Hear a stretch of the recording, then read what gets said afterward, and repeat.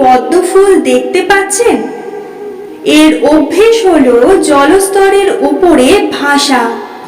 সেই জন্য জলাশয়ের জলস্তর যখন বৃদ্ধি পায়, এই যে ফুলের কাণ্ড দেখছেন সেটাও বাড়তে থাকে, যাতে এই ফুল জলস্তরের ওপরে থাকে।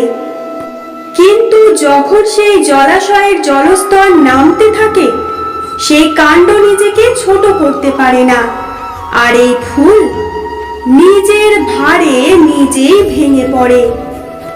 এবার এটা আমাদের সাথেও হয়। সময়ের সাথে আমরা জীবনে যত সাফল্য পাই, আমাদের জীবনের স্তর বাড়তে থাকে।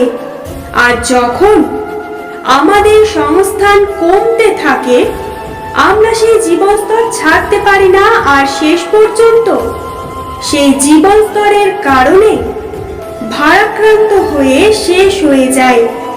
সেই জন্য যদি কিছু রাখতে হয়, তাহলে তা হলো দৃষ্টিভঙ্গি। সাধারণভাবে জীবনযাপন করতে শিখুন। সময়ের চক্র আপনাকে মাত দিতে পারবে না।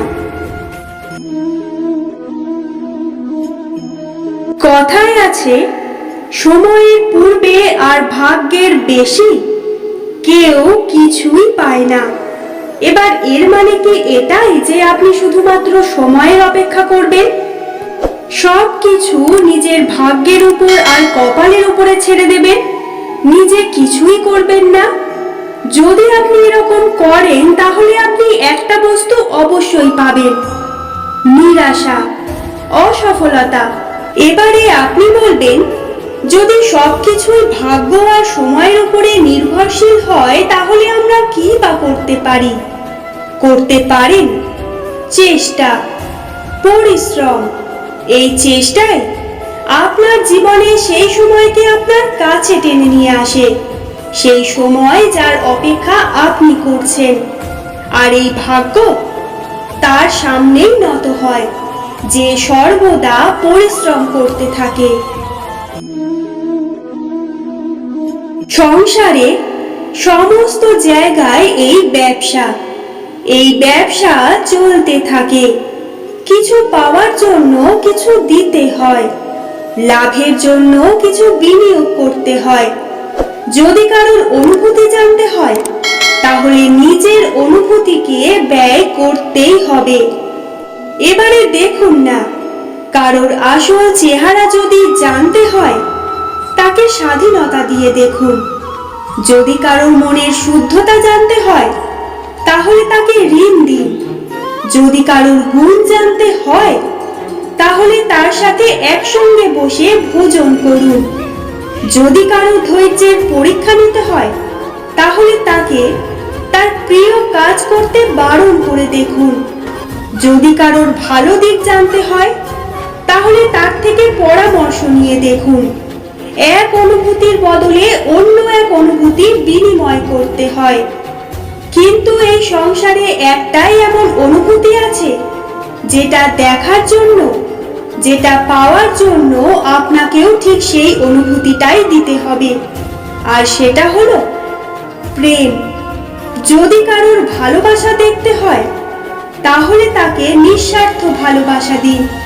যদি কারোর থেকে ভালোবাসা পেতে চান, তাহলে তাকে নিঃস্বার্থ, পরিশুদ্ধ ভালোবাসা দিন। কর্ম। মানুষ সর্বদা কর্ম করতে থাকে, আর এই কর্মের জন্যই সে মান, সম্মান, ধন, প্রতিষ্ঠা লাভ করে। এবার মানুষ সবসময় চেষ্টা করে যাতে সে ভালো কর্ম করে যায়। তাহলে আপনাকে বলি, শুধু ভালো কর্ম করাই আবশ্যক নয়, তার থেকে বেশি জরুরি হলো এই খারাপ কর্মকে বোঝা আর তার থেকে দূরে থাকা। কারণ যখনই আপনি কোনো সঠিক কাজ করেন বা ভালো কাজ করেন, কেউ তা মনে রাখে না। কিন্তু এই সংসারে বিষয়টা হলো এরকম, আপনি একটা খারাপ কর্ম করুন আর সেটা সবাই মনে রাখে। এই খারাপ কর্ম কাজলের এক কৌটোর মতো হয়। আপনি যতই চেষ্টা করুন বাঁচিয়ে ব্যবহার করার, কিন্তু এই কালিমা কোথাও না কোথাও অবশ্যই লেগে থাকে। সেই জন্য জীবনে ভালো কর্ম অবশ্যই করুন, কিন্তু তার থেকে বেশি জরুরি হলো এই খারাপ কর্মের থেকে দূরত্ব বজায় রাখুন। প্রিয় শ্রোতা বন্ধুরা, ভিডিওটি ভালো লাগলে লাইক, কমেন্ট, শেয়ার করে আমার এই ছোট্ট চ্যানেলটির পাশে থাকবেন। আর ভবিষ্যতে এরকম ভালো ভালো ভিডিও পাওয়ার জন্য অবশ্যই চ্যানেলটি সাবস্ক্রাইব করে দেবেন। জয় শ্রীকৃষ্ণ। রাধা রাধা।